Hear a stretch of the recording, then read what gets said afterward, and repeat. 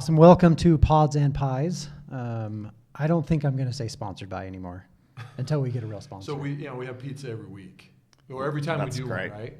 But you're right. We can't say sponsored. It's not brought to you. I mean, really, it's brought to you by either Danny or Brent. Yeah, and the guest. Yeah. But we've been trying to get like the Pie Pizzeria or somebody else to give us a free pie. Every podcast, but yeah. But we went Domino's today. We got a regular and a thin crust. So there might be 2 bites taken out of the thin crust because Brent was so hungry I couldn't wait. Might be a few gone. Yeah, man, take your Yeah, pick. it's tough. I mean, and we encourage you to eat as you can, but kind of the issue is that hopefully you're talking most of the time, right? Yeah. So if you talk with your mouth full, dude, just talk with your mouth full. And especially fine. getting out of your dungeon, that'll be normal your for me, house yeah. or whatever. You working from home? From home. Okay, so Yep. I know we're jumping ahead a little bit because we talked about before we started the podcast we're that I'm sure we'd get into it, but they shut down all of their offices. Talk to us just Shut them all down. Shut 'em all across, down. across the board. Across the Yeah, board. across the board. And so, are there people that might like find a place to work that's not at home? That just like, I know we don't have an office anywhere I can go to, but I cannot work from home. Yeah, we've got a few that have had to be creative, and they're looking at some of the shared workspaces that are around. Yeah, something like that. So yeah, there's a few. There's no question that small kids at home, they're disruptive, and so yeah, we've got a few that are being creative, but we've watched our employees, I guess, become far more comfortable with it over time. Yeah. Initially, it was a shock to everybody. We were probably 85% office based when COVID hit. And we went almost immediately, about April to 100% at home base, and we exited all of our leases and decided we're a cloud-based company, and so why not lead by example and head home. So this is going to be like into the future. You do think you'll go back to an office space, or is this like? I think we will to some degree, but I know that at-home work will always be an option for all of our employees. We've made that statement that even if we build an office or reopen an office, you can work from home as often as you choose. So that's the future for sure. But we do see that, for one, the culture that we used to have there was an element of it that was office based, be it the networking you had or the meals you shared or whatever it was. And so we're recrafting the culture a bit right now to try to figure out how to do this virtually. Yeah. And so our Western European employees, which is our largest employee base, we're moving a little more quickly there, looking at offices again. But we'll see. We'll have to see what happens. Jump ahead. We didn't even introduce the guest, Danny. Rod Lacey. Yes, Rod Lacey. With Talk I went Desk. straight into like what we were talking about before, but yeah, Talk Desk. Yep. You're the director of people. Yes. That's your title, Director of People. Yeah, it's VP of People. VP of People. Yep. VP of People. Yeah. Now, is it the term people due to, we've noticed a lot of people just don't like human resources, human capital, because those things, right? And so I love seeing how. Now, it's not like you're totally creative, but you just kind of pick a word that suits the culture of the company, right? Right. People or team or whatever, but yeah. Yeah, it's the focus on not a resource, but a person. It's a focus on the individual. So, yeah, that's we've gravitated towards that. So instead of a human resource business partner, it's the people business partners, and everything shifted that way. And it just, if nothing else, it's a subtle reminder of where we focus. So it's been a good change. And Talk Desk based out of San Francisco? Yeah, Or headquarters here? San Francisco. Okay. Their largest employee base in the U.S. was here. I mean, it still is, I for sure. But with this virtual, I'm doubling the size of my team right now. A lot of open positions, but I've hired all over the country. In fact, I've hired all over the world to fill positions. If it's virtual, you just go out and find the best talent wherever they are. Which that's kind of like a benefit. You don't have to right? relocate. You're not limited to just like graduates and college kids. Exactly. Stealing other cells or other talent from other companies, right? That are locally. Yeah, it's interesting. Yeah. So it's been an interesting. That's been kind of fun actually to open the doors and hired my compensation person in Michigan, and I did hire a business partner out of Salt Lake, but I've got an Illinois new hire starting, and San Francisco new hire started about a month ago, and so just where the talent's at, it's kind of fun just to say, cool, this is going to work out. Yeah. I noticed the shirt. Yeah. Utah Valley Wolverines representing. Representing. I teach there on the side. When I was consulting, I was a full-time professor there as well, so I would consult during the day and teach at night. Love the university setting, and it was really cool to help build their HR management program. So I'm on a 6-month hiatus right now, but I start again in January teaching night classes there. That's awesome. So, yeah. So are you teaching like HR related courses? Okay. Yep. Then you originally from like Utah? I mean, No. where's the background here? Kind of, because we usually like starting in the We're just beginning. going backwards. Yeah, we kind of started here, and now we got to go back. But we usually kind of like start where you came from, where you grew up. Yeah, so I would say that if you go like my high school and beyond was in southeast Idaho, Pocatello, Idaho. Okay. And so that was, my father worked for the railroad, and that was a Union Pacific hub, and so that's kind of where my childhood took us, is where the railroad hubbed. And so, yeah. Now, what years, like high school years, give us a reference. I graduated in 87. Okay. So, 87. yeah, way That's before deep. Taysom Hill, right? So, That's right. I know. I didn't even know that, dude. It's funny. I mean, I've always liked BOU sports. Yep. I mean, all sports around here, and I loved when he was playing there. Yeah. I never knew that he was from Pocatello until literally yesterday or Sunday when he played. I've watched him in the NFL, but they mentioned that on the TV. I'm like, holy crap! I didn't know that he was. Yeah, so family's still there. My wife's family's still there, and so, and that's where my better scholarships were out of high school. So my undergraduate degree was from Idaho State, and then my first HR job was actually at Idaho State. So right after my bachelor's, started there, and I could get my MBA for $5 a credit. So I picked up my MBA for $5 a credit. Man, that's crazy. No brainer. What was your degree in? Did you say? Sorry. Oh, no. For undergraduate, it was just in management with an HR emphasis, and MBA had kind of a marketing communications emphasis. But I did some schooling back in 2010 at University of Michigan. So I guess that's the big school on the resume there. But probably the top, I would argue, the top HR program in the country, and really cool experience to, Dave Ulrich, Wayne Brockbank, Richard Beatty, some just really big name thought leaders in HR were the ones that ran it every day. So did you actually go to Michigan, or was it online? It was a month long, expensive event, but it was really not $5 a credit. No, more than all of my undergraduate and graduate expenses combined for that month. Yeah, it was a big investment, but well worth it to. So you look back and you think, okay, that was definitely. That month, the investment into that was worth. Yeah, it was. So you walk out there, it's not even. I mean, it's not a degree, not really a certificate. It'll say I've been through their advanced human resource executive program, which is like their top. Yeah. You had to qualify to be admitted to it. There were 16 of us in the class, most international, so but it was just a chance of a lifetime. So yeah, no regrets. Good investment. I'd do it again in a heartbeat. Yeah. But yeah, not a lot of people realize just how.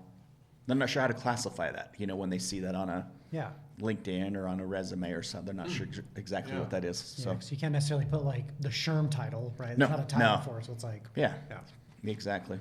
Did you? And you knew in college, like, okay, I'm going to have an emphasis in HR.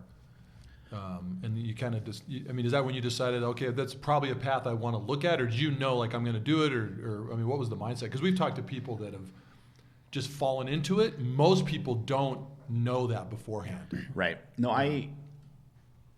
my father's role at working for the railroad was he's a manager, and so I actually started school as an accounting major, but I hated my first accounting class. I did. Okay, so you understand, we can, but I just thought, I can't do this. I need people. I need the interface with people, and I'm pretty quantitative. I can still do love spreadsheets and things like that. But I guess I was caught off guard as I started my accounting class and hated it because I thought that's what I wanted to be. And I knew that my dad was a manager of people, and well, maybe the management track is a way to go. But I literally took a pause almost in my undergraduate program. I took an intro to business class where they introduced each of the disciplines the school offered. And the two that I gravitated towards was human resources and marketing. And so undergraduate HR, master's, in marketing. But I will say that I kind of, although I was degreed in it, feel really, really lucky to have landed my first job because it's hard to get your first HR job sometimes. So people do fall into it, but it's hard to get in sometimes. Yeah. So. Yeah, And what were you doing at the university? What was that first job? That first job was, what did they call it? It was basically an HR specialist would be, but we were the personnel department way back then. I'm old enough that was, the personnel department. And it was, I literally started in the file room. So I was the benefits guy. First job out, that was my specialty for, the new hires and things like that. But literally the old dusty files, and the university was already 100 years old, and so we had archived files that had dust mites and all kinds. It was just, I'm sure I've got something in my lungs from all the way back then, but just anyway. So yeah, that was anyway. So went from there to more of an HR business partner. We kind of created a business partnering across the university. So it was kind of cool that the HR business partner gets to go in and fire the coaching staffs after a bad season. No way. Really? Yeah. So you work with the dean over athletics, but that was some of my. Did you have to fire any staff? And unfortunately, staff? Yes. Most of their teams have losing seasons. No disrespect to Idaho State, but that's not their forte is the athletic program in general. So yeah, we fired a few coaching staffs. It's just we've decided not to renew your contracts is the way they say it, but that's it's a brutal profession. You think about being a coach. I mean, you've got Harbaugh's on the hot seat right now. And you're a Michigan guy. Yeah. Speaking of that, hey, don't hesitate to eat. I'm gonna eat.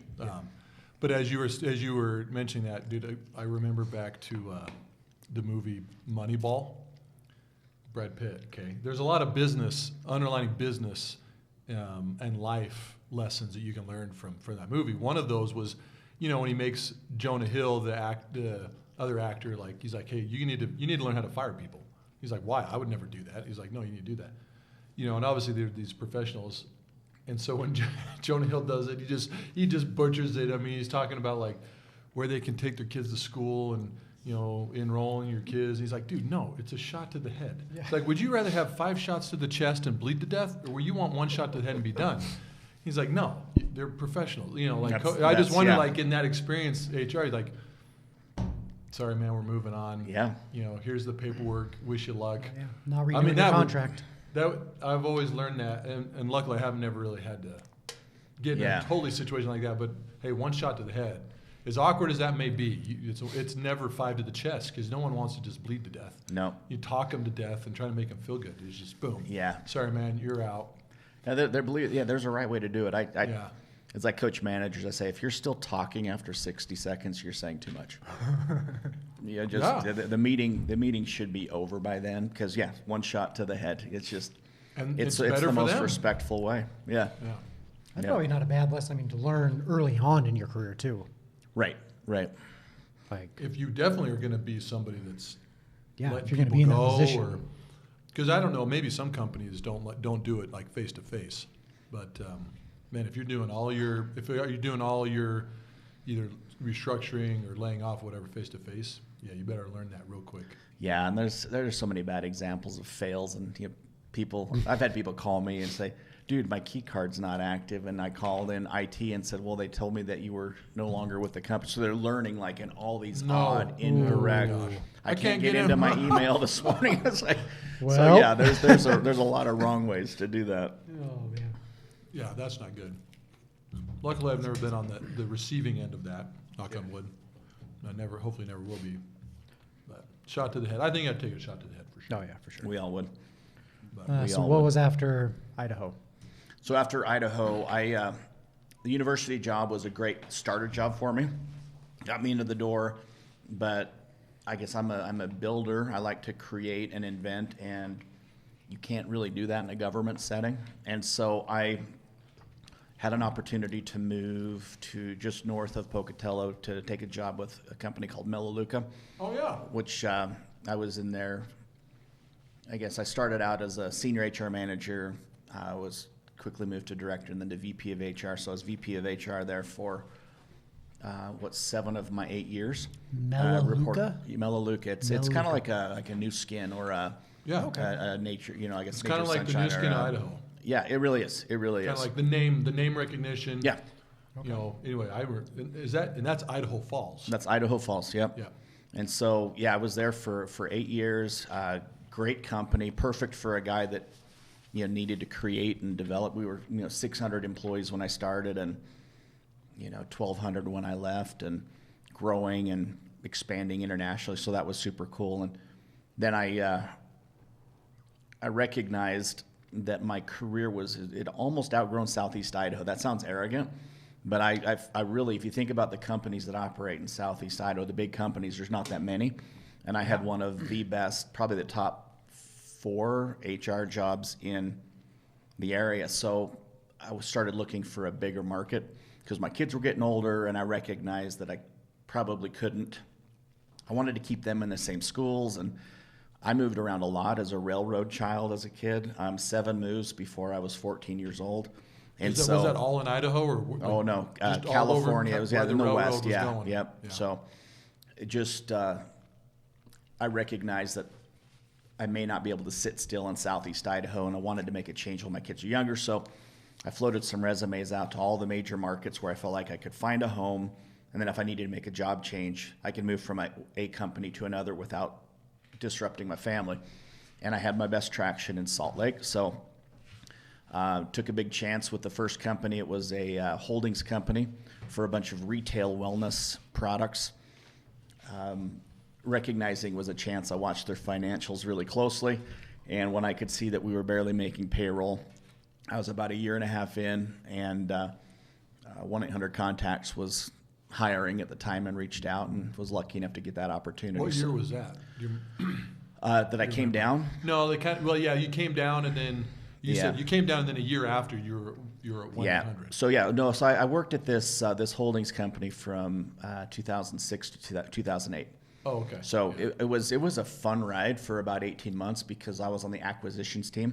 We went all over the world looking at and investigating the purchase of additional companies, and acquired a company in Lugano, Switzerland, and it was really cool. But I could see that the money was sparse, and so I went from being this cultural assimilation guy they brought in to the hatchet man. And so I can do all those things, but it's a lot funner to build an award-winning culture like 1-800-CONTACTS than it is to cut corners and scrap and scramble and disrupt people's lives because the company's struggling. So what was the name of that company again? It was Ideasphere, or ISI Brands. So they lasted about, I think, 7 years after I left. Got by, changed ownership a lot, got funding on occasion. Did they get bought out, or was it just No, it's just, if you think about the Twin Lab building down in American Fork, that was one of their brands. And they had Metabolife and Orem right there at the with the exit, the state or the Parkway exit. So anyway, they had, and that's why these roles were Utah based. But I had a cubicle in Manhattan on Broadway, and I had an office in American Fork, so it was kind of a interesting role. So it was a good ride, good exposure, but it was a blast. So I joined 1-800-CONTACTS in 2008, left there in 2017 to do some consulting. So I guess I'm far enough along in my career. I know what I like. Yeah. And I like the building and developing and the creating of programs, the brainstorming, and being on the people side of the business. So where do you see that most? Is it generally like on the startup side? Like I need to come in and I need to create this and build this. There's two ways. So startup is one where everyone's doing everything, or if you're in a more established organization, it's not at the executive table. It's a step removed. Because at the executive table, you're focusing on the strategy, the marketplace, your competitors, the regulations. So, I mean, I became an expert on the contact lens industry. You know, sitting at that executive table, I could make an entertaining 2.5 hour presentation on the industry, and that's what I became an expert at. While my team got to do all the fun people stuff in this culture we were creating. So, as I started consulting, it was a chance for me to get back into the weeds and help companies. And I did that and had some great success for a couple years. But what I was missing was getting in and building off of what I'd fixed, remedied, repaired, or developed, because I was going out, solving the issue, then walking away. And then getting away, yeah. Yeah, and so decided to look. And what I wanted next was I wanted more global exposure. I've typically been in a growing company, so I wanted high growth, wanted to be on the tech side of things. So I was pretty particular where I looked for opportunities, and TalkDesk worked out. So I'm not at the top seat by choice, because I want to do the people things on the business. So it's kind of fun position to be into. So it was 1-800 to TalkDesk. 1-800 to TalkDesk. Oh, 1-800 to consulting. Consulting. Yeah. So I did my consulting and teaching, which you still have. Yep. Yeah, I still do what I still do on the consulting side is I do the HR certification preparation. In the HR world, the certifications are big. Yeah. And some of it's because a lot of people fall into the HR roles. They haven't been degreed in it. You know, maybe they, for whatever reason, they get their first HR job. And so unique to the HR profession, these certifications are a way of showing I know HR. So more than just my years of experience. And so Again, I've been around the block a bit. I've experienced a lot of things, and I love teaching. And so I still do. It's usually just one class at a time. They last 11 weeks. It's like one night for 11 weeks, but I still do a class at a time, and get 20 or so people enrolled in it and have a blast. I prefer if we were face to face, but it's not bad. Yeah. We've all learned that video is the way to do it. But so I still do that on the consulting side, and that's about it. Did you create your own curriculum? Like when you go teach, you got a 11-week course. I mean, are these your philosophies? You kind of like mixed in with traditional, human resource, whatever, traditional things that were taught maybe when you were in college or whatever. I've been curious because I've heard the same thing, people teaching and doing some consulting, but It's just, is this the class of, like kind of your class, like you have no. When I teach at UVU, it's more how it really works, right? So when I teach the students, we try to focus on getting them ready for a more strategic level of contribution in the company. Yeah, like how the real. Yeah, let's get out of the real life. In fact, we don't even have textbooks. Yeah, we literally live out of articles. We live out of headlines, trends, law changes, like and so case studies. It literally is week to week. Our text is living, and so, and then I guess with the updates that we're getting from the media plus my experience, we talk about what's really going on in business. Now, in the certification, you're there to pass a test. Yeah, and so my curriculum is on it. We take the material, which is the HR competencies, the knowledge we're supposed to have, but. And so, it is a little more, it's not scripted fully. The concepts are there, and I've just found ways to teach them so that they're memorable, and we've had some huge success. It's been a blast. The average pass rate on these certifications is somewhere maybe, I think, in the 58%, and my classes have averaged closer to 90%. So you're telling me that the certifications are 50%? Yeah. Yep. So why is that? They're hard. I mean, it's designed, I'll never disparage the CPA exam, but it's designed to be a distinguishing, this person knows HR, and there's different levels based on how much experience you've got. So it's supposed to be a hard exam. Dang, I didn't know that. So I want to say that like 58% is the passing rate for the most common ones. Like first timers, yeah. And then they can repeat that anyway. They can repeat, and no one really cares how many times you've taken, because if you look at a lot of the HR job postings, it'll say, like bachelor's degree required, certification preferred, and to get an interview, you got to check as many boxes as possible. Yeah. So it's just HR is a strange profession that way, where the certification's a little more Well, that's good. weighted. Yeah, at least it's good that it's not like 95% people pass. Oh, yeah. And then it's just like, easy to get Yeah. these certifications. Everybody can get them. Everybody got them. Yeah, it would lose all credibility. Yeah, So, okay. yeah. So what do individuals do if like they're not coming to your class? Like, if you say I'm going to take that certification for SHRM, do they send you materials? You pay for it? You can How buy does that work? materials. Yeah, so Okay. there's you can go out and shop for your own materials. You know, a couple years ago I bought the SHRM learning system, not because I was going to test, but because I just wanted to see their materials. I wanted to see what they're teaching so I could better teach my courses. It's like $900. Oh, You know, and so yeah, you could go out and invest in materials and self-study, and many people do. You could take a course. The pass rates for those going through courses is generally higher than self-study. You could just hope that your experience allows you to do it, and that's not a very high success rate. Yeah. So usually you're either purchasing materials or you're getting materials with, with an instructor to help yeah. walk you through. Have you created your own material? Do you just have stuff? You're No, just like, I've taken the test. This is what you need to know. This is what we're going to cover. There is probably maybe. I have a partner in Provo. There's a company called hrcp.com.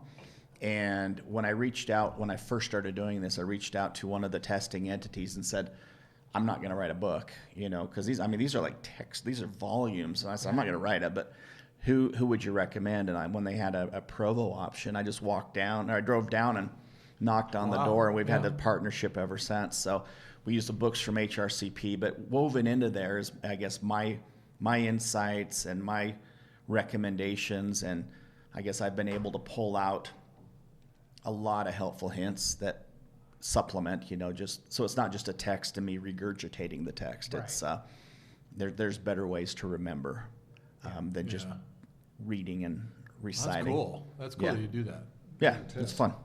So is your consulting, that's pretty much on that side? Are you consulting with businesses at all? No, there's no time for that. So yeah, I imagine I had a blast with the consulting. That was a fun ride. Running your own business, building your clientele. I really got to the point where I guess brand recognition was out there and the next jobs were coming to me.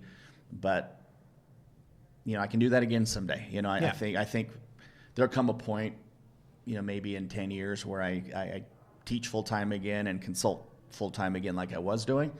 But I enjoy the hurry and the scramble of a hyper-growth, change-oriented business and, all the challenges that presents. So I'm in the right spot for right now. Yeah, well, 2020 presented you with a challenge too. So did you guys here? First off, what is Talk Desk? Yeah, tell us about Talk Desk. Yeah, it's cloud-based call center software. So basically, in a simple say, you could run your call center with people all over everywhere, rather than having them have to sit in a hub tied into a central system, which is traditional. Come to the building and check in and plug in, and we've got you. But so it's one of a few elite players in the cloud space, which is growing. I mean, COVID, we're one of those businesses that this pandemic's been very good to. You're more relevant if you're cloud-based than office-based, and so right. It's call center software. Just your metrics, your agent availability, and those types of things that most call centers have already. But we're not. I guess we enable organizations to spread out and run that wherever. Is it a private? So privately held. Yeah. We're looking at maybe an IPO in a couple of years or something. There's, I guess, in the organizations I join, there's usually an end game like that you're gearing up for. So. How many? They've taken investments. Yeah, we just got Series C funding. Series K. So that's where we're at, and I wouldn't say we've officially started the countdown towards IPO because we're talking 6 or 7 quarters, of prep, but we are preparing, and that's where we think we'll head. But have you been through an IPO before? No, I've been through a lot of ownership changes on, in many different ways. Well, 1-800 got bought a few times. Yeah, right? I was there for 9 years, 5 different owners. Yeah, okay. So I've seen, again, I know the change. IPO specifically, no, haven't done that yet. I've been with organizations where we've run them like they're publicly traded as far as reporting and checks and balances, but that'll be a new experience. So yeah, that's cool. Yeah. So when TalkDesk started San Francisco, when did they come here to Utah? They've been in Utah just about 2 years. Okay. Is also the I guess the first Utah employee is still on my team, and Okay. she just hit her 2-year mark, and I would say in Utah we probably have 115 employees, in Utah. Yeah. Globally about 1,200. Okay. And so maybe 85 in the San Francisco area, but starting to disperse across the country. And So what's your next biggest market, your biggest state? So you're here, and then Portugal is really? our biggest. Our founder's from Portugal, Okay. and it's actually a really interesting tech hub. There's a lot of tech talent there that's not, I guess, as discovered as Silicon Slopes or Silicon Valley, and they're high caliber, great to work with. Their English speaking abilities are phenomenal, and again, where they're not caught up in the frenzy that we experience here for that kind of talent, it's still it's an affordable option for our organization. Yeah. So it's really cool. It's really cool that I work here. I start every day early so that I can work with my Western European colleagues, Yeah. But I'm on every day with someone or, a team from Portugal. And I was in Lisbon earlier this year before all the craziness began. And it's pretty cool to work. Again, global companies are fun to work for that way, sharing cultures and things, but it keeps it interesting and keeps you on your toes. But that have been phenomenal employees to have on board. And I would see that's our engineering and our kind of our R&D. I would say that Portugal will probably always be our biggest single country employee base, based on where we're still growing that way. So Yeah. Okay. So is San Francisco and Utah, and the reason I ask is because I spoke with somebody from Talk Desk, yeah, I think before you were there, about benefits. okay, And so my question is this. So Yeah. they said that, so benefits in Utah were different than San Francisco. So are things split out amongst locations? Like San Francisco does their own thing, Utah does their own thing, everybody else does their own thing as far as like what they're doing for benefits and what they're doing, like their culture might be a little bit different. No, not exactly.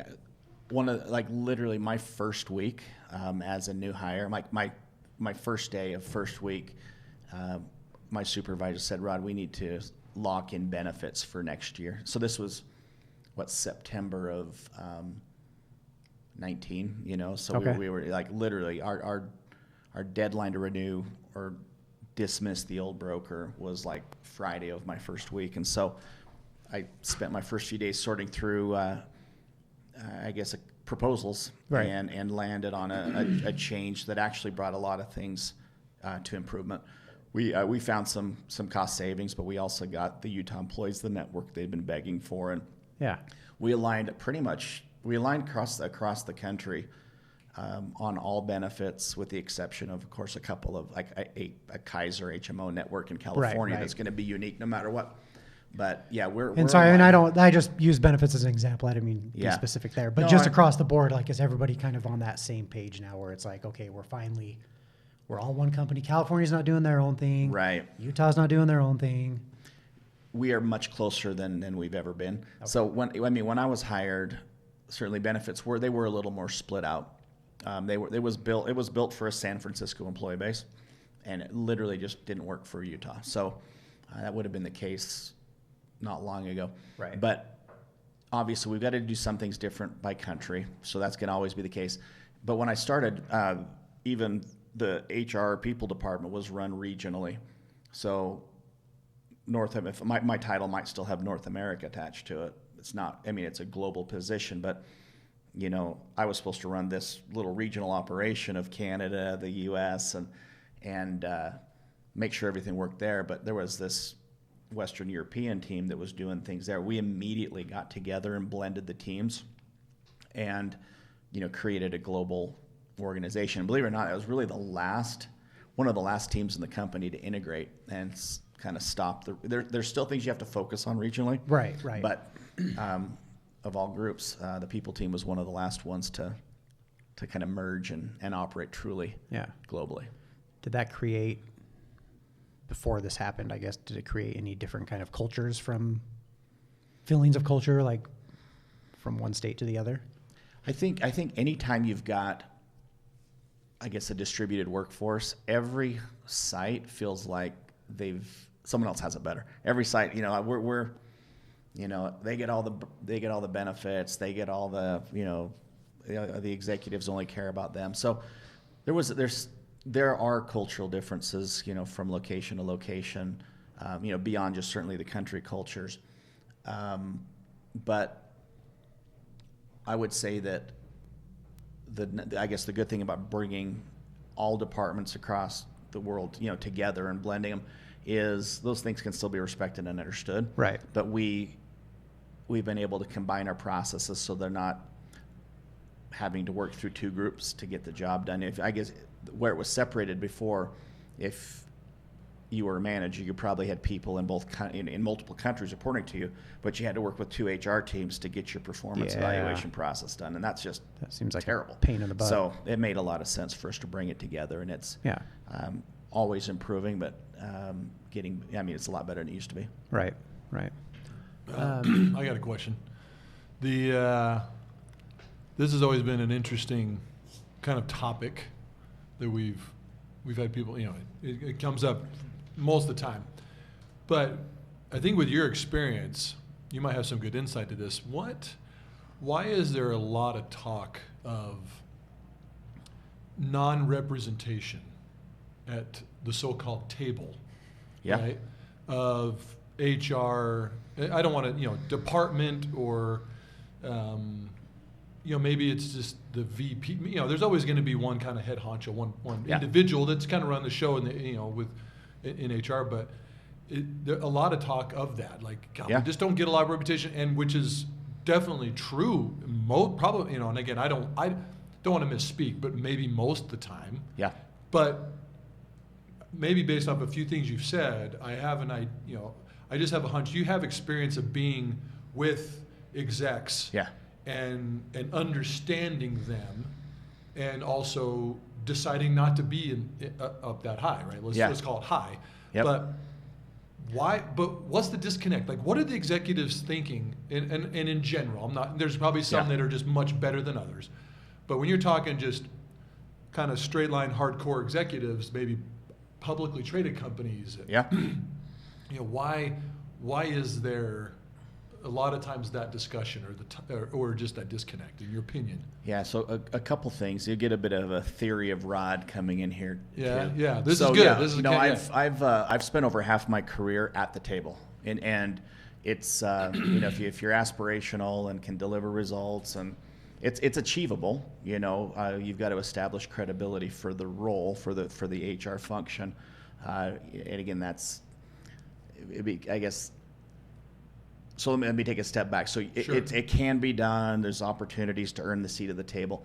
One of the first blog posts I wrote when I was consulting was, before you aspire to a seat at the table, make sure you like what's on the menu. If you're going to sit down at the table, are you really going to like that job? And after all my years, I learned the direct sales industry inside and out. When I worked for Melaleuca, reporting to the CEO, and I could tell you a lot about the contact lens industry, competitors, conflicts, how they interact with optometrists, and I know it really well. But my preference is to be people-facing. I think a lot of people that get into HR, they get in because they want to do those people-facing roles, and so we are supposed to. HR should be at the table.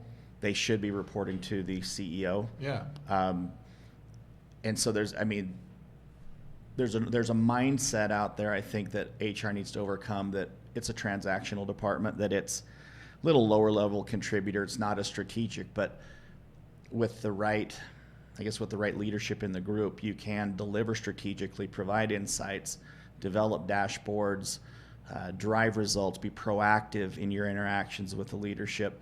You can establish value that earns you the seat at the table if you want it. But a lot of HR people are they're trying to figure out how to showcase that value. I got a call from a former student just yesterday. Hey, Rod, I'm in a situation, I'm in an HR job. They've got me so busy with transactional work that I'm not having a chance to show my value. And now I'm feeling like my job might be at risk because they're wondering, we brought you in, what are you providing? And so HR can be like 100% firefighting. I could have spent I worked for a lot of years. I could have just fought the daily issues every day, all day, and my calendar would be full. But in that, if that's all that I did as an HR professional, I'd never earn a seat at the table. You've got to find ways to, show the organization how HR can deliver strategy and how it can support the overall company objectives. And if you can, and you want a seat at the table, that's the pathway there. And I think I'll throw this out there too. I get a kick out of, it's a small contingency of the HR people that say, I got into HR because I'm not good at math. And I'll have, whether it's just, I've heard that too many times. Heard a lot, yeah. But if you want a seat at the table, then the language of business is numbers, so you've just put a cap on your career if that's one of your hesitancies.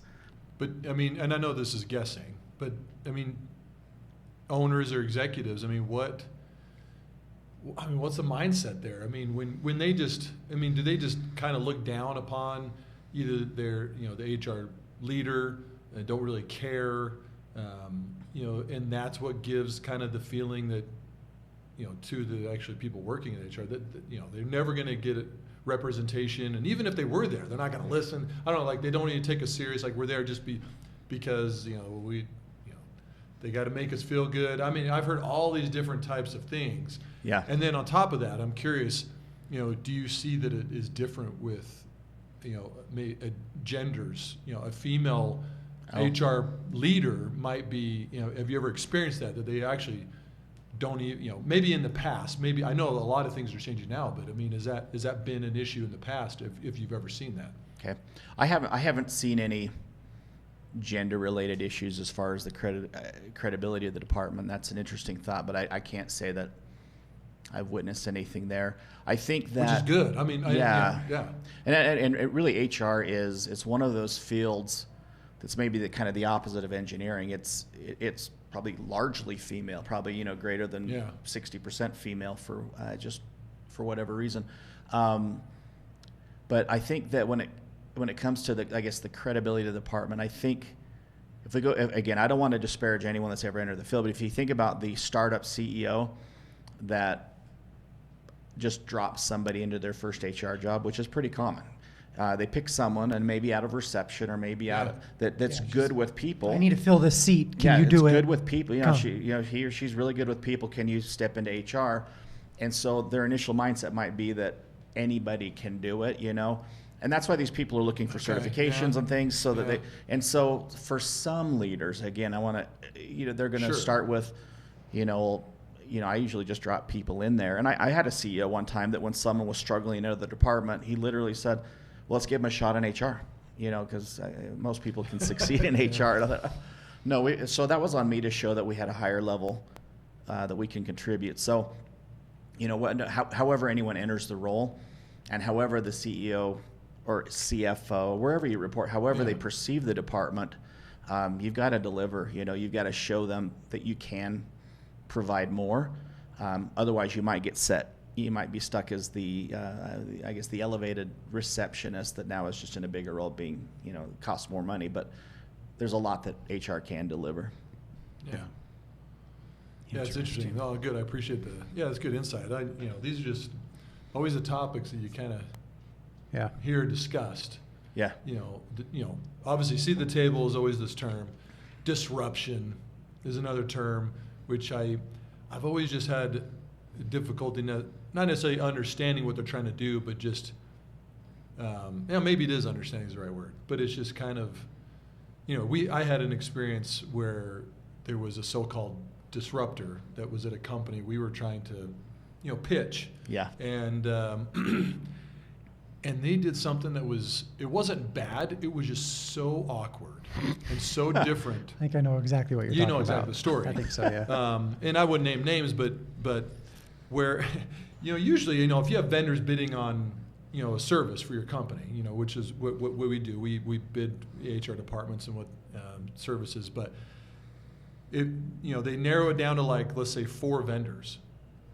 They literally brought everybody into the same room and sat around a table just like this and kind of just, I don't know, they almost kind of, all right, let's talk, like, what do you, let's have everybody give their best like pitch, in front of everybody. It was just, wow.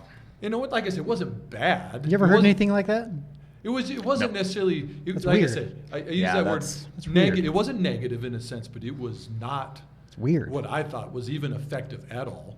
And anyway, Yeah. it was, the only time we've ever had an experience like that was individually. It was just like kind of this, hey, I want to disrupt, and I'm not, the individual definitely, it was a female. She was amazing. I mean, she's a great Yep. HR leader.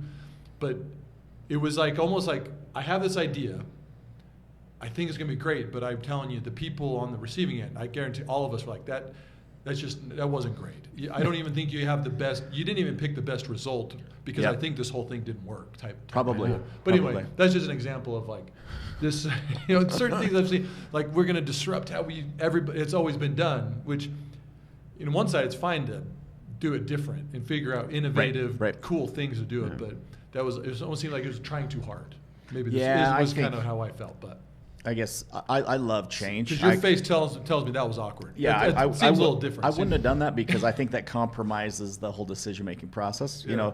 I think, and not because it's always been done that way. That's kind of taboo in my world. We don't say, we never say that because we're always trying to find a better way to do it. But yeah, I think, there might be those people that just go too far. They might just. I think there's a better way to look at how we do things and make an assessment. Is there a better way? If there's a better way, just do it. Yeah. I like that term much better than disrupt. Yeah, it's got to be. Just there's a better way. We're going to try to find a better way. The word, innovate. I don't know. There's got to be an ongoing assessment of everything you do. I mean, that's where, that's where HR can contribute. Just even after you get done with someone says that was the best ever. Well, that's good, but there's still something we can improve on, and so. You've got, again, whether you completely turn things upside down, that doesn't usually happen. Maybe you pilot it. Maybe you were the pilot. Yeah. But, you must have been the pilot. I think it was. It was a pilot program. It was kind of one of these. And possibly after the fact, the individual realized, okay, that really probably wasn't the best thing. That's true. So I can't speculate on how, it's changed, what this person's done moving forward. But definitely in that time, it was weird. Dude, I can't imagine getting into a room with my competitors. Just all around the table and like, all right, I remember let's hear it. Let's see what's going on. The room and it was. I remember one of the individuals there that he owned a service, obviously exactly what we did. We actually came out like that guy actually is pretty damn good. Like he knows what he's talking about. Yeah. That's a competitor we know. Okay, they know what they're doing. We know what we're doing. Yep. But the other two, I think, were in the room, or the other ones. I think we came out thinking like, dude, they suck. They have no idea what's going on. Little bit of insight to your competitors, but it was. Which is good, but it would just still be. I've even heard of job interviews that way, where they bring in the finalists and have them kind of in a like a round for a job, like pitch all right, against circle each other. circle up here. Let's don't do that. don't do. I'm not advocating that. That's interesting. We're gonna do musical chairs and then we'll wrestle. Yeah. We'll have feats of strength. We'll do That's bizarre. That's bizarre. Yeah, it's interesting. Yeah, but. You know stuff, who man. works at Talk to Us? I think is Derek. Remember Derek at the gym? Big Derek. I can't remember his last name. No. Derek Keller. Derek Keller, yeah. Yeah, Big Derek. Yep, we Derek, know yeah. we know Derek from the gym. I can't remember Derek's- his last name. Hold on, He's does he awesome. still work there? Oh yeah. Does he? Okay. Oh, He you just know got Lexi Lund. Yeah. Yeah, she hired Lexi. Oh. Or he, sorry. Yep. Okay, I didn't know he was she, there. Yeah, that makes sense because she's a friend of ours. Got it. And anyway, I've always, I still follow her on, I think Instagram or whatever. And I always how in the hell are you working from home? Like you just have this sweet gig. She's got this cool setup with her computer and that makes sense now because everybody went virtual. Yeah. And seems like she's just making it happen. Like she just kind of figures it out and She's doing great. Derek's doing great. Derek just recently got promoted. Just moving and shaking, doing good things. Awesome. Okay. Yeah, he I'm he and I talked CrossFit a bit, when I was there. On that Yeah, day. dude, we'd share times sometimes, like the WOD results, and I think, dude, I can never keep up. Man, That's where we met him. That's Yeah. so funny. I was this whole time just there. I knew there was this connection. I'm thinking like, oh God, who is it that we know? Yeah. Who was there? Yeah, Derek and anyway, That's Yeah, awesome. Derek's awesome. Yeah, I like. He was a good gym. Just have gym friends. He was a good gym friend. Like we never really hung out socially. He would but be. He would be.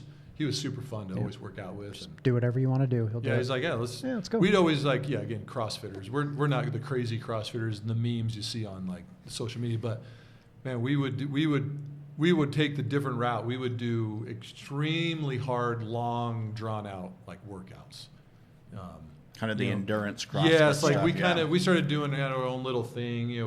Worked out in a CrossFit gym, doing CrossFit type things, but we would do some extremely stupid in the sense of long, not like we're going to get hurt. Yeah. But yeah, it was. But Derek was always that was fun, man. Yeah. So when you guys moved remote, you sent everybody home with like their own desktops, and did you have to go? Yeah, But you guys have to purchase a lot of stuff for individuals, or how did that work? What was interesting is we had offices set up, and so like here in Utah, we said, take whatever you need home, your chair, your desk. So they had laptops, extra monitors, remote key, wireless keyboards and a mouse and laptop stands. And so, for a few days, we just had employees coming with trucks and loading up their home office equipment and taking it home. And then we liquidated, and sold the rest of it. And there was a surprisingly big market, not surprisingly, for at-home workstations. And so I bet. we opened it up, and we just had a flood of people for about a week come in and buy, tables Everything. and chairs and whatever we didn't sell, we gave to a furniture liquidator. But now our employees already had laptops. Yeah. And so, and really in the U.S., we had about a third of our employees that were already remote. And because we were a global company, all of our meetings were already on Zoom. And so we didn't have the full shock of newness. We certainly enjoyed our interactions, but I was always going to a conference room to turn on the TV and connect with, Portugal or the UK or, a remote salesperson or San Francisco. So we were always videoed up anyway. So maybe a little easier transition for our workforce than for some. Right.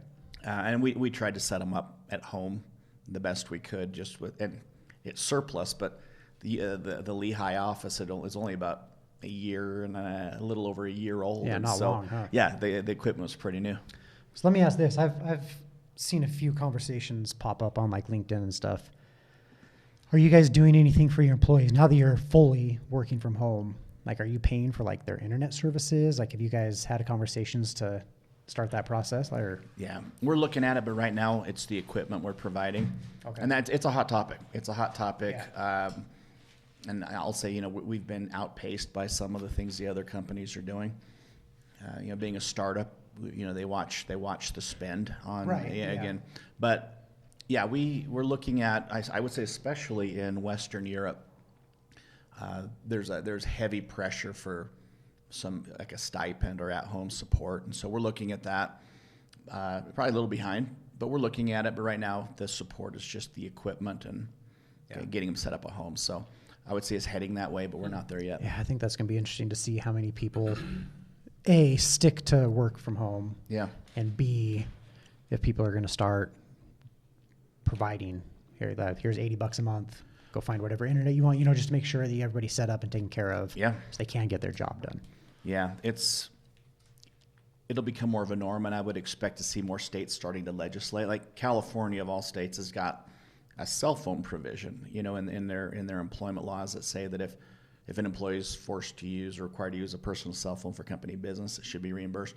But no one fully expected this at-home thing. So even the laws in most countries don't address what the employer's obligations are yet. So Okay. it's just been up to the employers to determine what they want to do.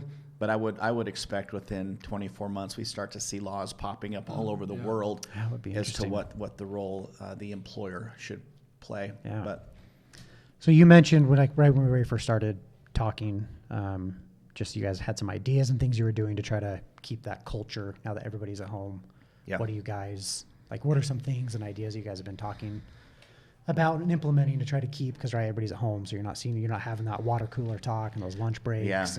And that's the hard thing is some of those, I guess, more passive relationships just disappear. You don't, you only reach out to those that you have a business need to. So we're doing our communications with employees is super critical. It's like more critical than ever before. So I guess we're overemphasizing. I don't know if it's we're emphasizing the flow of information, and the keeping everybody informed on everything. Surprises are bad enough, but in a kind of this pandemic, if you surprise an employee base with something, it's just amplified. It's worse, and so we've been socializing a lot more before decisions are made. We've been over communicating. It feels like steps and stages of processes. So I know that's not cultural related, but that's how we're maintaining at least right. a comfort or a confidence in leadership and things. We are experimenting with and trying all kinds of virtual events, activities where we've drafted it'll be a virtual global holiday party. Okay. So just outside of work, right? This is not a work meeting. We're just getting together, we're hanging out, we're talking. Yeah, and we've done all the virtual happy hours and some of those traditional things. But where we're emphasizing is we're literally crafting a new culture, like trying to make it long term, because we don't know when we'll be back in buildings. I mean, a lot of companies are in this temporary. We know we're going back someday, or we've been back in part. We don't know if it makes sense for us to go back or not. There's value in it, I think, but probably not the traditional office. So we're trying to craft a long-term culture and identify the elements of that allow us to, sync and feel like a family, even though, we may never see each other at all, like physically. Yeah. So we've looked at a lot of the companies that are doing this. Like there's, GitHub has been known as the largest fully remote workforce in the world. We'll be bigger than them in about 2 months, which will make us everybody's remote now, but as far as permanency, they still get together once a year. The whole company comes together, kind of a big retreat once a year. And all the research I've done say that there's no question that engagement goes up if you can work from home. But the value, the statistical value of that stops at about 15 hours. So a couple days a week work from home would be the perfect mix for the average employee. And so we're trying to figure out, what does that mean? Does that mean that we do a shared workspace, or that we get a space that is a third of what we used to have, and maybe Derek's team is in on Mondays and Wednesdays, and accounting and the people department are in on. And we'll just it's interesting. We'll see. Have you had anybody express any real concern about having to work from home? Like, have you had anybody say, I need to be in the office, I want to be in the office? Yes, I would say that we've had some attrition, even due to that. So we've had, I'll just throw Derek out because you guys know him. Derek worked from our office after we left it for about 60 days. It was still open. We were just it was before we exited the lease and things, but because of the children factor at home. Right. He was one of 4 people in this entire floor of a building, so it was as safe as could be. But I used to get a kick. I'd dial up to talk to Derek, and he's in my conference room. I said, dude, in the CEO's chair, just hanging out. Snacks, So, but there are a member of my team.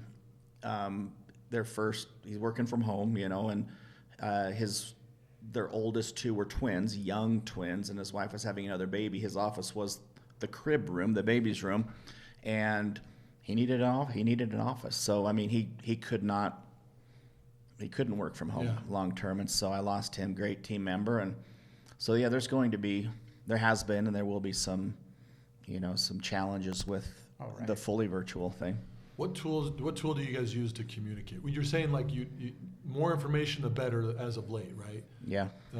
Is there an internal tool, some other software that you guys use for that? To some degree, but it won't be a big surprise. I mean, we use Slack for the informal communications. We got our email, okay. but we've got Zoom for all the virtual stuff we do. Yeah, that's actually, I was kind of interested, like a Slack type of tool. And that's what is that tons of communication go through. Like all the teams are over communicating, just making sure that everybody, there's no surprises. Slack is kind of more of an informal. That's kind of the quick and easy answer channel. A lot of groups on Slack have their chats going. And then you go the form, you go Zoom or like an email, Zoom, and we actually established a communications department. And so once or twice a week they send out the official updates, and it could be calendar items so.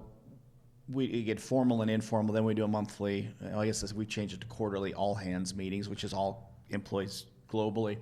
And every department's supposed to do a monthly department-wide, and I do a weekly team meeting. We just touch base often. And so, a lot of these, you put yourself in a couple of my people are single, young singles trapped in their apartments. Because in San Francisco, no one's going out to do anything. Yeah.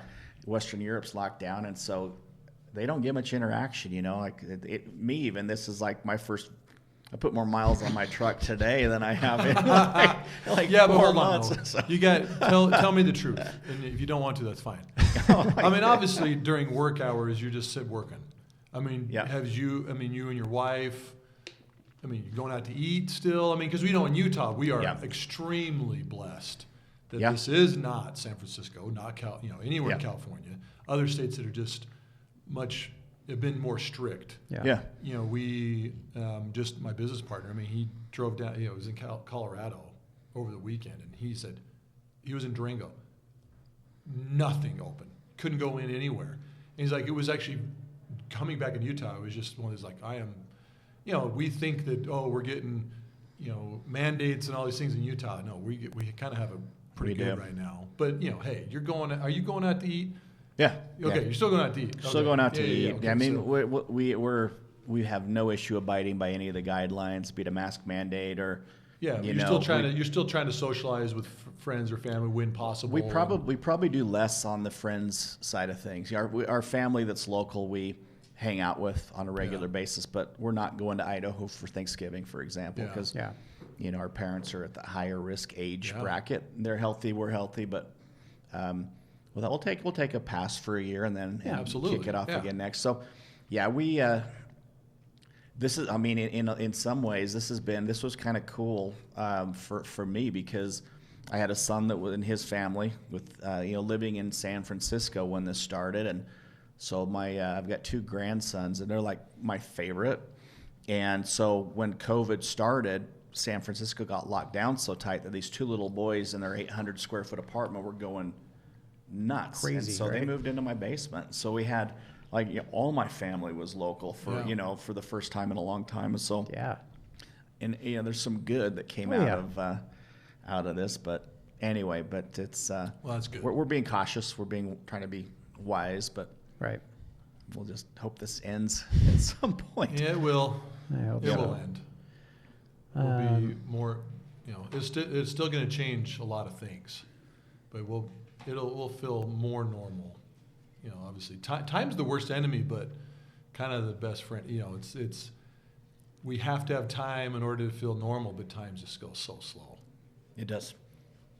Yep, I'm curious to see what doesn't go back to normal, be it handshakes and hugs, or what are those things that we just don't quite embrace again because I think a lot of work stuff will take a long time to get back to normal. Yeah. But I don't know, man. I really think as like vaccine comes and everybody's, a lot of people start taking it, it is handshakes and hugs. Like that is something that human beings, they need. Yeah, I think but what's weird is are the football stadiums would the Vivint Arena actually be full one day again? Yeah. What's going to happen when the season starts in December? Probably, and let me tell you why. Can we go to games? Yeah. What's happening? I went to a play at the Hell Center Theater. This is like a month ago. Yeah, we went. Yes, that's right. Duh. I was with you. Yeah. Well, it's funny. I was telling the story to my mom last night. right? My mom has season tickets, and in all these places, like you can't go to a football game, and if you are, like a Real Salt Lake game or something, but if you go to that, you're sitting far apart, and there's only 1/4 of the season ticket holders. They rotate through whatever. Dude, Health Center thing. Well, how crazy was that? Every seat was full. Wow. Every seat was full, and I thought, how in the hell are they allowed to do this? And I don't care. I mean, you had to wear your mask because you sat in the seat. Yeah, Everybody the had to whole wear it time. the whole time. But I could sit right next to a stranger, 10 inches from their face, and the whole place was full. And let's be honest, most of the demographic that go to Health Center Theater are going to probably be 45 or A older. little bit Yeah. older. Okay. Yep. And there's nothing wrong with that. It's just great. But I use that as an example of there's no way that they could do that a month ago and the Vivint Arena can't be full Yeah. for a game. Now, I don't know if you're going to be cheering with the mask on, but once the vaccine kind of comes, I think they will be jumping at any chance to get, and probably maybe for money, maybe for those type of reasons. absolutely. But dude, I think it's going to be back to normal pretty quick next year. Yeah, and I think that's a whole other conversation too. Is when they have a vaccine, do you have to get it in order to go to a sporting event or to fly or to travel? Private It's like- companies they'll start making their own rules, I'm sure. like, hey, you have to have this and proof of vaccination before you get on this airplane. That'll be I don't know, interesting. man. That's just interesting. I mean, they don't mandate vaccinations now. I know. Yeah, Yeah, this I is don't- such I don't like think they it's will just like either. the I don't flu, think right? they will either. I don't think they will either. This is a whole different topic that I we know. could Yeah. this is for another 2 hours. But back to normal. Yes, I think we'd be digress. Let's Yeah. Cruise ships.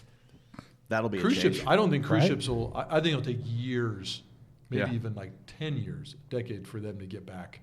Because even it's my 20th anniversary next year, and my wife was like, "Let's go on a cruise." I'm like, I would love that, but I don't even know even if they say they have it figured out, I don't know if it's really even going to be a thing. I mean, I don't. Where are all these cruise ships going to be? They're going to be some weird, crazy port, The bottom of some the sea. country, Yeah. and they're just going to be. It's going to be a boneyard, like a plane, Yeah. cruise ship boneyard. We're doing a trip right after Christmas, and the hotels are at like 40% occupancy. They're maxing them at that. Wow. Yeah. So Okay. it's- So they have a kind of rule like we're only Right going now, yeah, but I wonder if cruise ships, if they could do the same, to say, okay, well, we're only going to book this at 60% Yeah. capacity. They will. They'll figure out something Yeah. like that. But Yeah. Yeah. It's going to be interesting. the world that we live in, Well, awesome, man.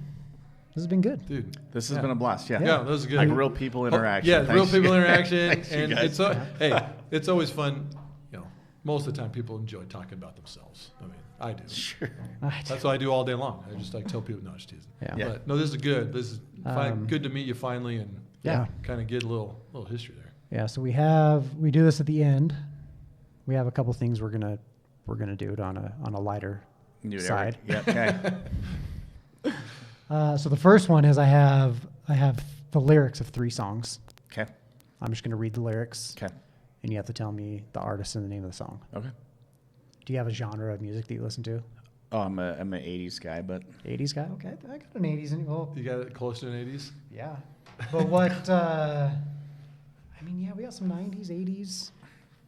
I didn't go for I got You didn't go to like Nelly. no, I got some country in here. I got like a little, I guess, Okay. pop. I don't know. I got a little bit of everything. okay. We'll give it a shot. And the see good what thing you is, got. I love this part too because I have no idea Yeah. either.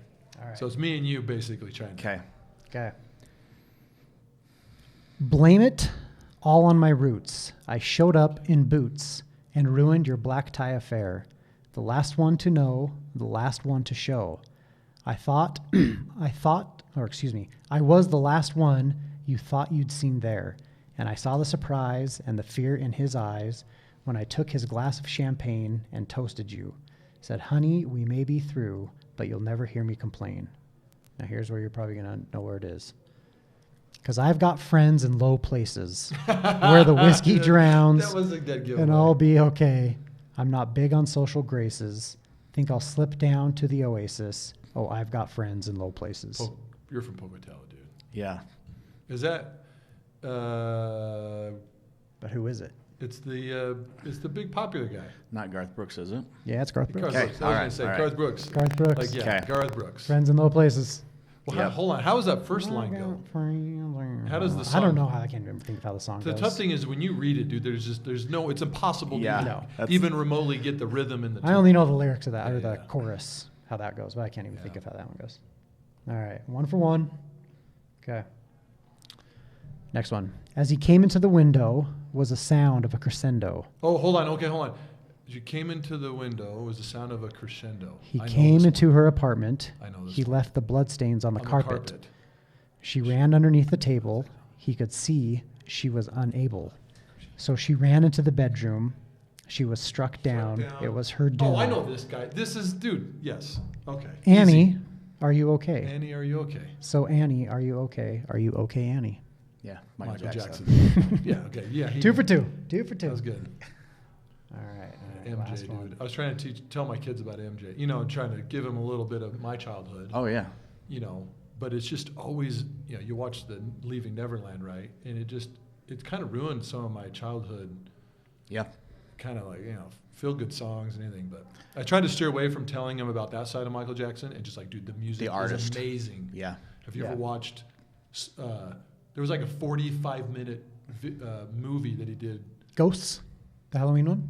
No, but it was like Smooth Criminal or. Oh, yeah.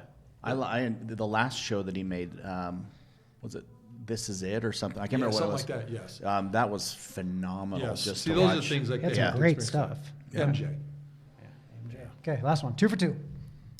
Load up on guns, bring your friends. It's fun to lose and to pretend. She's overboard and self-assured. I know this Oh one. no, I know a dirty word. Hello, hello, hello, how low? Hello, hello, hello, how low? Hello, hello, hello, how low? Hello, hello, hello. With the lights out, it's less dangerous. Here we are now, entertain us. I feel stupid and contagious. Here we are now, entertain us. A mulatto, an albino, a mosquito, my libido. Oh, dude, I know this. Hey. Yeah. Okay. Yeah. Okay. This is early '90s. Yep. Yeah. Early '90s when I was in high school. Okay. This is right after you were in high school. Yeah, some of those lyrics ring a bell. Yeah. Grunge. Grunge. Oh. The big. So it would have been Nirvana. Yep. Hello. Oh yeah, that's the hello. Yeah. dude. Yep. Kicking some boxes Yeah. around. That was, yeah. was that the. Smells like Teen Smell- Spirit. yeah, smell like- Yeah. Yeah. God, it's so hard when you read that. It is. It's so different. It is. Yeah.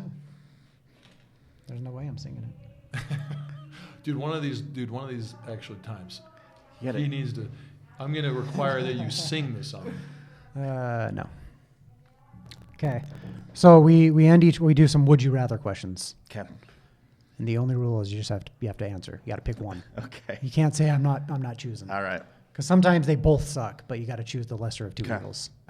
Okay. I'm So in. We have one that we always ask. I always ask. So, would you rather Barry Bonds take his bat and home run swing right to the middle of your back, or Tiger Woods takes his driver and tees off right to your shin, hard as he can, right to the front of your shin? Yeah. Right. I'd take the Tiger Woods. Yeah, take that. Yeah, that's about an 80-20. We're at about, yeah. 80-20 most of the time. It used to be Tiger like a Woods. 50-50. Mostly because I just Yeah, want, but I then just- we've sample sized normal thinking people like Yeah. so, there's only one option when you think about it. Like worst case scenario, death, paralyzation, possibly. I mean, worst case scenario is a new leg. I mean, you got to get an amputated yeah, leg or something. yeah, Yeah. Plus, you're hanging with Tiger Woods. Yes, and then So he's like, he's there's- gonna be yeah. your best friend forever. Yep. He's like, dude, remember that time I Broke your broke leg. that Yeah. guy's shin, dude? We're best friends since. Dude, I have one in here that I can't. You I can't can't ask even, it. Well, I can ask it. I just can't. I can't think of an answer for it. It's awful. Okay.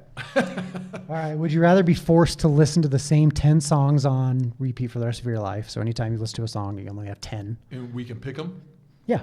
You can pick the 10, but Yep. that's it. Or forced to watch, you only have 5 movies on repeat for the rest of your life. And so if you pick the movies, you cannot listen to any music. You the don't rest have of the your life. music. Nope. There's no It's either music. movies or songs. 10 or 5. Ooh, I'd take the music. Take the music. Music. Yeah. You know what, It's a dude? tough one. I think I'd take the movies. Movies. I mean, you got podcasts. You can listen to podcasts in the car. Okay, well, yeah, okay. So podcast, well, just no music. No music. And there's music in movies.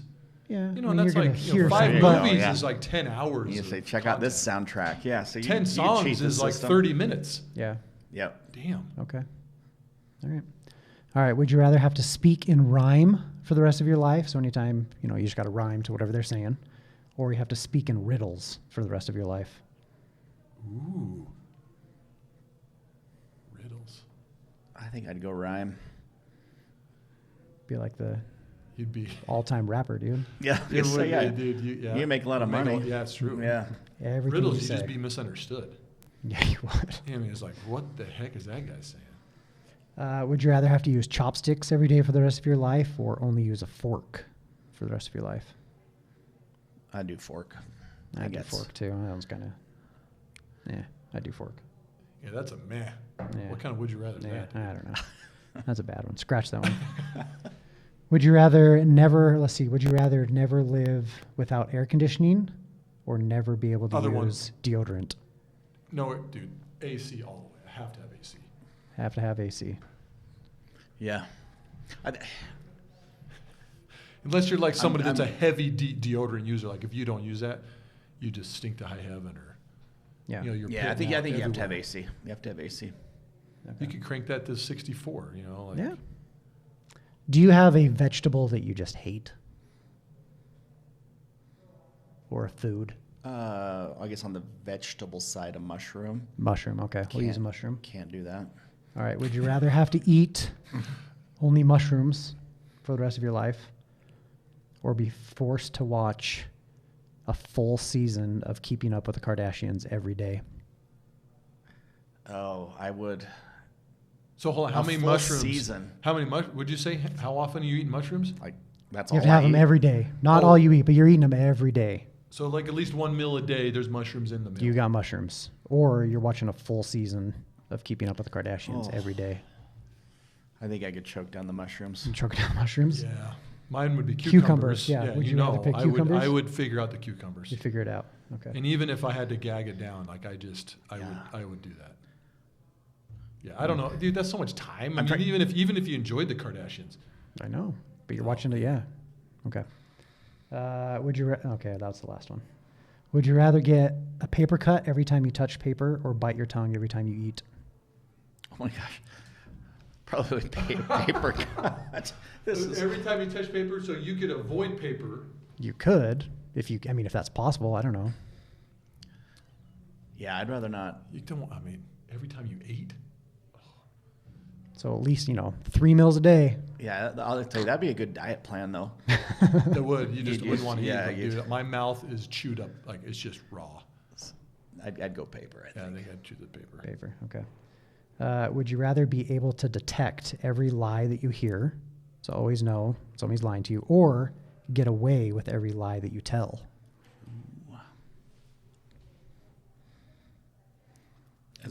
As a married guy, Holy smokes, that's a good one. I think Hold on. in my early life, I would probably go get away with every lie. But Yeah. now that I'm a parent and have kids, I think I'd want to Detecting. detect every lie. I think. But did you that's- know how bad you'd have to be pretty evil. You'd probably turn out to be a bad guy, bad person. to get away? If with you every knew lie. no matter what you were saying, dude, you'd get away with it. I mean, Yep. you'd probably turn into a pretty big douche. But yeah, I don't know. That's But you could tell people you were a good guy and they'd believe you. I know that's what I'm Yeah. saying, dude. That'd be evil. That's like Yeah. that's kind of that might be a superhero. That might be a superhero Yeah. power. That could be. Yep. That's hard to say no to. Because I got a little level of evil in me. I think I might try that If one. you could control that. I that think could I be, might try yeah. that. Maybe if I just, yeah. Who cares if my kids lie to me? They lie anyway. I mean, it's just like, you got a certain level of BS meter anyway. Yeah. Because you're the best liar in the world and you know. Yeah. Eh, Could okay, be. that's Could a be. good one. Did you pick one? I'm going to go with know when you're being lied to. No, when you're being lied to, be able to detect. Okay. Yep. Would you rather have to use sandpaper as toilet paper, or hot sauce as eye drops? Still gets the job done, both of them, but it's just the sensation of the feeling that you get when you use it. Oh. I'm going to go with the sandpaper, assuming that calluses might be possible. I know. Oh, dude. Oh, that's a great answer. Just like, dude, like your hands, bro. Well, what's the grit? Yeah, that's Come true. on, give me I don't know. You gotta, what's the grain a here? 3,000, yeah. Yeah, were we talking like metal sandpaper, or what do they call it's it? Like not. the It's- wet sandpaper? No. We're talking like We're talking gritty. like- I mean, 60 maybe not the grit. most gritty, but I mean, you're going to feel it, especially early on, I might do eye drops Until because they- Until I you're never use eye callous. drops anyway. until those calluses form. I don't use eye drops. I'm going hot sauce. Okay. Would you rather always have the feeling like there's something in your eye, but there isn't, or the feeling like you have to sneeze, but you don't? Not the worst when you kind of. I think But the I yeah. I think I would You should be avoid doing the this all eye. day. Blinking. Yeah, and then people can think you have Tourette's and you're doing something weird. Maybe they still think that was sneezing. They might. I don't know. Yeah. That's a tough one too. Yeah. Would you rather be buried alive or stranded at sea? Hold on. What?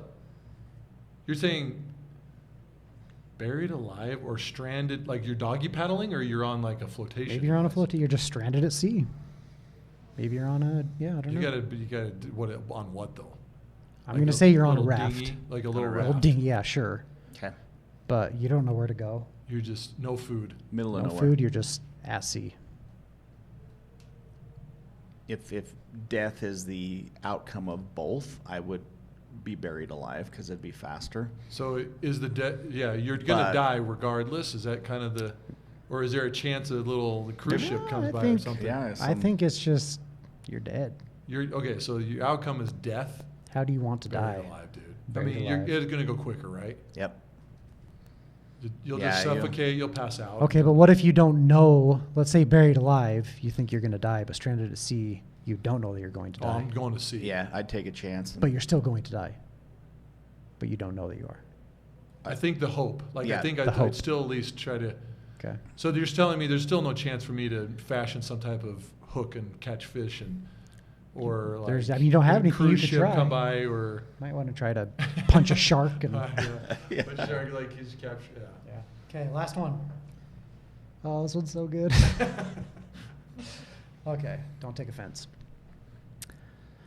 Would you rather have to watch your parents have sex for once a day for the rest of your life, or join in once to make it stop? Yeah, Oh. I've What was this? this is. I was this so- is this is this is going. This is so. I've heard this one many times before, and this has been in different settings. Not that this is inappropriate, because this is by far the worst. Would you rather? I've ever heard. What was the And second I've one? I answered was this so before. upset by the first one. I Dude. didn't hear the second. Okay, I don't think you want to know. So watch, right? One day for the rest of your life, or you join in once to make it stop. Well, you join in once. That's it. Done. And that's it. It's done. I think there's only one right answer. Dude, I don't. Yeah. Neither answers Who are right. wants to answer that? Who? No one wants to answer that question. Yeah. But I will, because you have to join in once. And the misery. You have, because there's no way you're going to do that. I mean, you're telling me it'd be decades. You would want to live for a long time. It'd be decades. How many Yeah. hundreds, thousands? No. Decades of Easy. therapy bills. It is so morbid. It's just That's it's insane. But terrible. there's only one right answer to that question. That's a great. That's depending on who you're talking to. Terrible. That was a cap. Yeah. Cap that. Yeah. You capped Kept that that one podcast right. off real well, there, reader. Awesome. Thanks, man. Hey, thanks, Appreciate you guys. coming on. Appreciate It's been way cool. Yeah. Thank you. And cut. Ready break.